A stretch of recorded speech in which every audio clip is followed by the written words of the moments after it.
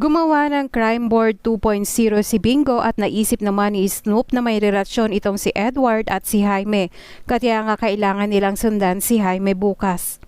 Kinabukasan, sinundan nila ito sa basketball camp at nakita ni Snoop na namimigay ng pera itong si Jaime. Habang magkausap naman sila, napansin sila ni Jaime kaya nilapitan sila at wala silang kamalay-malay.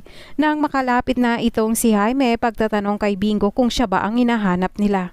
Nakapagdahilan naman itong si Bingo na mahilig silang mag-basketball at ipapalo up lang ang kanyang OP. Tugon naman ni Jaime na maghintay lang siya at tatawagan siya at sa susunod ay wag na siyang susundan dahil napagkakamalan silang stalker nito. Sa kabilang banda naman, biglang tumawag itong si Edward kay Jaime kaya naman nang paalis na itong si Jaime, sinundan siya nila Bingo. Sa restaurant naman, itong si Charleston ay pumunta para kausapin itong si Ling at nasabi niya na kailangan niyang humanap ng ebidensya at pagsisisihan nito kung sino ang nagsiset up sa kanya. Sinabi naman ni Ling na hanap sila ng ebidensya para tuluyan ng malinis ang pangalan niya. Gayunpaman, wala namang kaalam-alam si Edward na nakita siya ni Bettina na papaalis kaya nagawa itong sundan. Sa restaurant naman, natanong ni Cathy itong si Ling na bakit hindi pa siya umaalis at hindi siya nagrereklamo.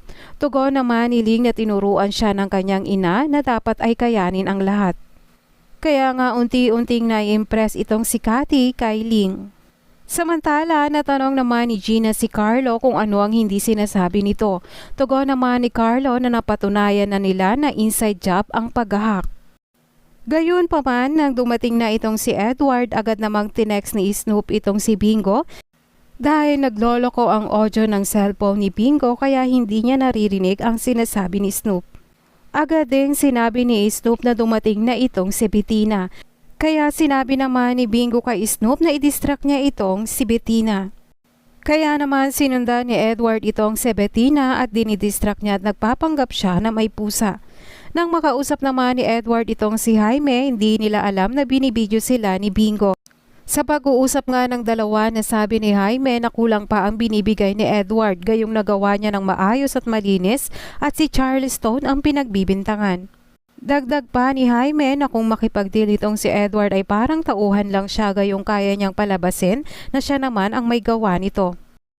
Kaya nga ang dalawa ay nagbanta sa isa't isa. Habang nagbibideo naman si Bingo, nasagi niya ang bakal kaya nakagawa siya ng ingay kaya nagulat ang dalawa.